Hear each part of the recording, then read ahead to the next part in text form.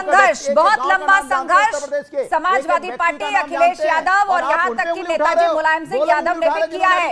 अनुराग भदौरिया जी, सवाल तो इस पर भी उठाया जा रहा है, सवाल तो इस पर भी उठाया जा रहा है। केशव प्रसाद मौर्य ने अखबार की क्लिप को ट्वीट करके कहा है कि आप यशवंत सिन्हा को समर्थन दे रहे हैं, जिन्होंने कभी नेताजी को आईएसआई का एजेंट कहा था। मेरी बात पूरी हो जाए। मैंने कहा कि वो व्यक्ति जिसने लगातार 26 साल की उम्र के पहले से कम 21-22 साल की उम्र से साइकिल चला रहे हैं गांव-गांव घर-घर, 26 साल में चुनाव लड़े और उन पे आप उंगली उठा रहे हो।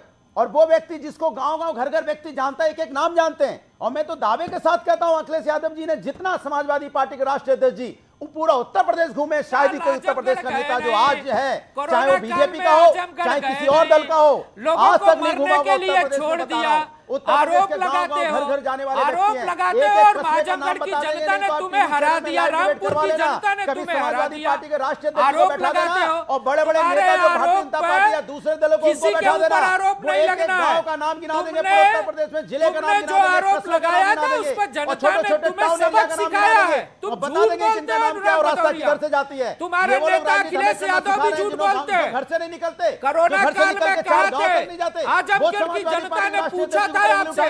ठीक है अनुराग जी, मेरे सवाल का भी जवाब दे दीजिए। आपने अपने संघर्ष की गाथा सुना दी, पूरा समय लेकर आपने संघर्ष की गाथा सुना दी। अब आप उस सवाल का भी जवाब दे दीजिए।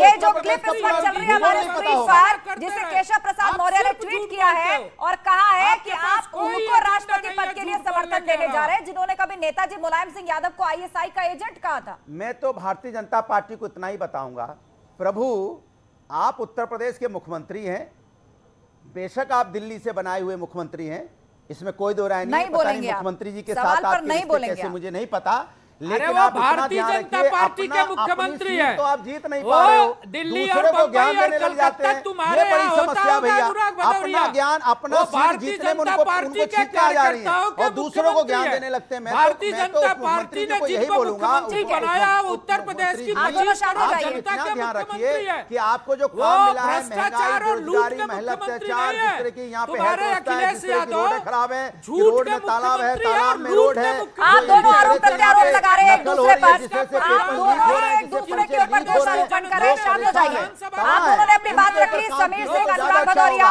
इस तरह से नहीं। शांत हो जाइए, अब शांत हो जाइए। सुजीत सम्राट को मैं लेकर आना चाहूंगी।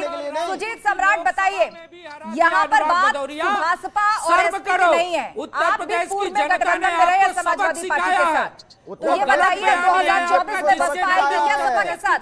आपको सबक सिखाया है। देखिए, वो तो 2024 में पता लगेगा कौन किसके साथ आएगा। अब ये कहना बहुत जल्दबाज है कि कौन किसके साथ आएगा। चुनावों में नए नए गठबंधन होते रहते हैं और गठबंधन टूटना और बढ़ना ये स्वाभाविक बात है। ठीक है। और अभी जो हो रहा है, ये जो राजभर जी हैं, राजभर जी पहले बीजेपी में ही थे, अब इनके साथ आ गए, आज नहीं बनना है। तो मैं कहना चाहता हूँ, जो भदौरिया जी बार बार कह रहे हैं कि अखिलेश जी के बारे में, अखिलेश जी अपने जो अलायंस पार्टनर हैं उनको सही मान सम्मान। तो लगता है फिलहाल कोई टेक्निकल इशू है। सुजीत सम्राट एक बार फिर से कनेक्ट करिएगा। नहीं, एक मिनट अनुराग जी, सुजीत सम्राट को कनेक्ट करिएगा, तब तक प्रियंका गुप्ता का रुख कर लेते हैं हम। प्रियंका जी, ये बताइए, यहाँ पर एक बहस ये भी चल रही है कि जब चुनाव लड़े जाते हैं, दो सहयोगी दल एक साथ मिलकर चुनाव लड़ते हैं, तो उस दौरान संसाधनों का आदान प्रदान होता है। मान लीजिए कोई फॉर्च्यूनर किसी ने अपने सहयोगी दल या पार्टी के किसी कार्यकर्ता को दी, तो क्या चुनाव खत्म होने के बाद या गठबंधन में कुछ खटास आने के बाद वो गिफ्ट वापस भी ले लिए जाते हैं क्या? ये उनका आपस का मैटर है, ये खुद सॉल्व करे तो ज्यादा बेहतर होगा, क्योंकि नहीं, कांग्रेस ने भी चूंकि एक बार चुनाव प्रचार के लिए बड़े पैमाने पर बोलेरो दी थी, खास तौर पर महिला कार्यकर्ताओं। राजनीति देखिए, जनता की राजनीति करते हैं। जब एक नेता घर से निकलता है तो वो जनता की समस्याओं के लिए निकलता है, ना कि खुद की बेलोरे के लिए या इनोवा के लिए या जो है आपकी बड़ी बड़ी गाड़ियों के लिए। बड़ी गाड़ियां इस समय मुद्दा नहीं है। मुद्दा ये है कि आप जनता की आवाज कितनी ज्यादा और कितनी जोर से उठाते हैं। आपकी नेतागिरी का मकसद क्या है? आपकी नेतागिरी है किस लिए? इन सारों सवालों का जवाब तो जनता को चाहिए ना। आपको जनता वोट देकर जिताती है, सत्ता में बिठाती है और आपसे इतना उम्मीद करती है कि आप उसकी समस्याओं को उठाएंगे। आप बताइए, 69,000 शिक्षक भर्ती का क्या मसला सॉल्व हो गया? क्या बताइए, आप जो महंगाई, बेरोजगारी जो चरम पे पहुंच गई है, गिरता रुपया, गिरती जर्जर अर्थव्यवस्था, इन सारे मुद्दों में जनता को मुक्ति मिल गई है। जो अरे आज ये हम मुद्दों बैठे पे ये कहाँ डिस्कस बात कर कर रहे रहे हैं हैं आप? वो थोड़ी आस्था जी को पूछना है वो मुद्दा, वो मुद्दा पे प्रियंका तो जी, बीजेपी बात ही नहीं करना चाहती। मैंने गठबंधन को लेकर सवाल पूछा था। विपक्ष अगर अभी से बिखर जाएगा तो 2024 में कैसे टक्कर मिलेगी भाजपा को? मेरा सवाल उस पर था। पतला हो रहा है ना आप उस पर खुलकर कुछ बोलना चाह रहे हैं, ना अनुराग भदौरिया बोल रहे हैं, सवाल पे सवाल टाल रहे हैं आप लोग। ठीक है, एक बार फिर से कनेक्ट करने की कोशिश करते हैं। सुजीत सम्राट, उनकी बात अधूरी रह गई थी। सुजीत सम्राट बोलिए, आपकी बात अधूरी रह गई थी। 2024 का आज डिसाइड नहीं कर सकते हैं। 2024 में नए गठबंधन बनेंगे, कौन कौन गठबंधन में होगा, एक विचारधारा के लोग साथ में आएंगे। 2024 का चुनाव अलग होगा, तो आज डिसाइड नहीं कर सकते हैं। एक व्यक्ति के जाने की बजाय क्या प्रॉब्लम है नहीं, उनको, आपने क्या ये कहा एक बीजेपी विचारधारा के लोग साथ आएंगे, वो तो 2022 में भी आए थे। देखिए किस तरह बिखर रहे हैं। आप भी सपा के साथ गए थे, वो कौन सी विचारधारा थी? ये स्वाभाविक है, गठबंधन होते रहते हैं, टूटते रहते हैं, ये स्वाभाविक प्रक्रिया है। इससे अनुमान नहीं लगा सकता है 2024 में कोई साथ में नहीं आएगा।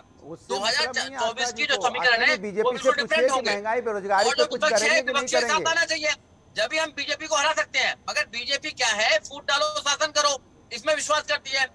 बीजेपी ईडी का डर दिखाती है, FIR का डर दिखाती है। तो डरते क्यों हैं आप? जिसने कुछ किया ही नहीं तो डर कैसा? सुजीत जी भी वो काम कराती है, इसके पीछे बहुत ज्यादा प्रॉब्लम्स है।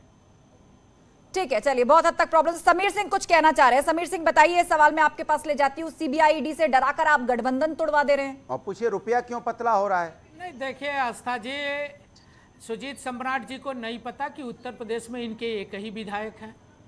वो माननीय मुख्यमंत्री जी के सहयोगी दलों के बुलावे पे और विपक्ष के बुलावे पे वो बैठक में आए थे, और मायावती जी ने बहुत पहले द्रौपदी मुर्मू जी को समर्थन दिया है एनडीए के प्रत्याशी को। रही बात अनुराग भदौरिया की समाजवादी पार्टी की, तो मैं बड़े विश्वास से कहना चाहता हूँ आस्था जी कि आखिर अनुराग भदौरिया इसका जवाब क्यों नहीं देते।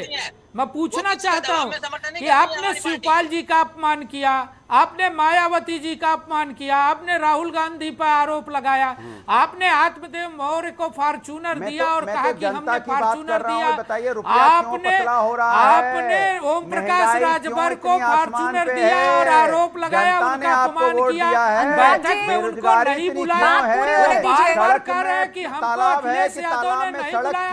आप अपमान पर अपमान करते जा रहे हैं। अनुराग जी, बात पूरी होने दीजिए। कब तक अपने अपमान को सहेंगे? आखिर ओम प्रकाश राजभर जी कब तक अपने अपमान को सहेंगे? आपको इसका जवाब देना पड़ेगा। गठबंधन सहयोग से चलता है, अहंकार से नहीं चलता। अनुराग जी, समाजवादी पार्टी के नेता के ये गलत तरीका है। आप हर पैनलिस्ट के पीछे बोलते हैं, जब कोई जवाब देता है तो चले जाते हैं। हम तो सबका साथ सबका विकास के नारे के साथ आगे बढ़ रहे हैं। और माननीय मुख्यमंत्री इजहार अली बताइए, आखिर गठबंधन को लेकर ओपी राजभर कंफ्यूज क्यों है? आखिर जहां इतना सम्मान आपका ठेस पहुंचाया जा रहा है, लेकिन आपको उस गठबंधन में बने रहने की आखिर क्या मजबूरी है? पिछड़ा इजहार अली, एक मिनट, ऑडियो डाउन करिए, सबका ऑडियो डाउन करिए, मेरी आवाज इजहार अली तक पहुंचे। इजहार अली बताइए, आखिर सपा सुभाषपा गठबंधन को लेकर ओपी राजभर कंफ्यूज क्यों है? अगर इतना ही अपमानित हो रहे हैं तो गठबंधन में बने रहने की मजबूरी क्या है? नहीं, कोई कंफ्यूजन नहीं है। ये तो आज तो सारी चीजें स्पष्ट हो गई। देखिए, अभी सवाल राष्ट्रपति 18 तारीख को वोट पड़ने हैं। अभी सवाल राष्ट्रपति उम्मीदवारी का था। हम लोग समाजवादी पार्टी के साथ में अभी भी हैं। ये तो अखिलेश जी को तय करना है कि अब उनको हमको रखना है नहीं रखना। हम अभी भी हैं। बस आप तलाक की बात करें, तलाक कमजोर लोग देते हैं। रही बात वोट की, जो 1248 वैल्यू के वोट हमारे पास हैं, वो हम समाजवादी पार्टी के साथ में है और पार्टी को देना चाहते थे। नहीं, लेकिन ये कैसा साथ है इजहार अली जी? अब तो जनता भी कंफ्यूज हो गई है आपकी बात सुन सुनकर। आखिर ये कैसा साथ है? ऐसा लग रहा है कि इंतजार हो रहा है, आप ऐलान करें कि सपा ऐलान करे। आप देखिए, अनुराग भदौरिया आज जिस तरीके से सुभाषपा पर हमले कर रहे हैं, ऐसा लग रहा है वो मान बैठे हैं कि आप भाजपा के साथ जा चुके हैं। उन्होंने डिसोन कर दिया है आपको।